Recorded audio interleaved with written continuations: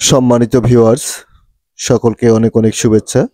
আজকে আলোচনা করব প্রথম শ্রেণীর তৃতীয় প্রান্তিক মূল্যায়ন বা বার্ষিক যে মূল্যায়ন হবে সেই মূল্যায়ন পরীক্ষা কী রকম হবে এবং কী রকম হতে পারে কোশ্চিন সেটি নিয়ে কথা বলবো। স্ক্রিনে আমরা কোশ্চিন দেখতে পাচ্ছি যে প্রথম শ্রেণীর বাংলা, ইংলিশ এবং গণিত ৩টি বিষয়ে কোশ্চিনগুলো একসঙ্গে আছে। অনেকে প্রশ্ন করেছেন যে পরীক্ষা লিখিত হবে না মৌখিক হবে। এক্ষেত্রে কথা হচ্ছে এটা সিদ্ধান্ত নেওয়া হবে নিজ নিজ উপজেলা থেকে যে প্রশ্ন মৌখিক হবে না লিখিত হবে। তবে এক্ষেত্রে আমি বলবো যে লিখিত প্রিপারেশন নেওয়াই সর্বোৎকৃষ্ট হবে। কারণ লিখিত প্রিপারেশন নিলে তাহলে লিখিত এবং মৌখিক যেটি হোক না কেন দুটো পরীক্ষায় ভালো করবে। এবং প্রশ্নের ধরন কি রকম হতে পারে সেটা আমরা স্ক্রিনে দেখাচ্ছি। বাংলা কিন্তু দেখতে পাচ্ছেন এখানে যে শব্দের অর্থ লেখো, তারপর ৫টি রঙের নাম লেখো, কবির নাম সহ একটি কবিতার ৪ লাইন লেখো, তারপর যুক্ত বর্ণ ভেঙে লেখো, হ্যাঁ? তারপর সংক্ষেপে উত্তর দাও, তারপর থাকতে পারে হচ্ছে ফর্ম পূরণ করো। এই ধরনের প্রশ্নগুলো বাংলায় থাকতে পারে। অবশ্যই, অবশ্যই বর্ণগুলো ধারাবাহিকভাবে লেখাবেন, হ্যাঁ? অ্যা যে ব্যঞ্জনবর্ণ, স্বরবর্ণগুলো ধারাবাহিকভাবে ব্যবহার করবেন। তারপর কার চিহ্ন দিয়ে অ্যা যে বিভিন্ন শব্দ লেখা, এগুলো শিখতে হবে।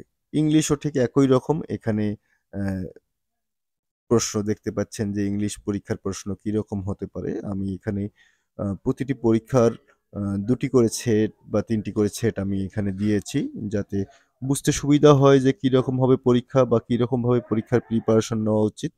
এখানে বাংলা, ইংলিশ এবং গণিত এই ৩ টি বিষয়ের উপর দেওয়া আছে। ইংলিশও দেখতে পাচ্ছেন যে সংখ্যাগুলো অঙ্কে লেখো, কথায় লেখো, তারপর হচ্ছে ছোট বড় ক্রম সাজিয়ে লেখো, তারপর হচ্ছে শূন্যস্থান পূরণ করো, তারপর যোগ করো, বিয়োগ করো। তারপর পাঠ্য বইয়ের যে অঙ্কগুলো আছে এগুলো কিন্তু করতেই হবে। পাঠ্য বইয়ের অঙ্কগুলো কিন্তু খুবই গুরুত্বপূর্ণ এবং পরীক্ষায় আসার জন্য খুবই উপযোগী।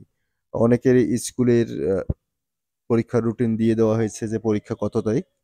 আ সুতরাং আর দেরি নয় অর্থাৎ পরীক্ষা ১ তারিখ থেকে ১০ তারিখের মধ্যেই হবে ডিসেম্বর মাসের।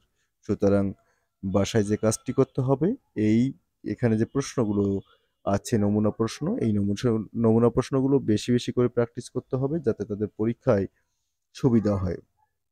এখানে আরো একটি নমুনা প্রশ্ন আ আপনারা দেখতে পাচ্ছেন যে আমি এখানে মোটামুটি কয়েকটা সেট বলছিলাম যে কয়েকটা সেট আমি নমুনা প্রশ্ন তুলে ধরেছি এবং আমি মনে করি যে এগুলো যদি প্র্যাকটিস করে তাহলে সে লিখিত এবং মৌখিক যাই হোক না কেন পরীক্ষায় সে ভালো করবে। আজকের আলোচনা এ পর্যন্তই।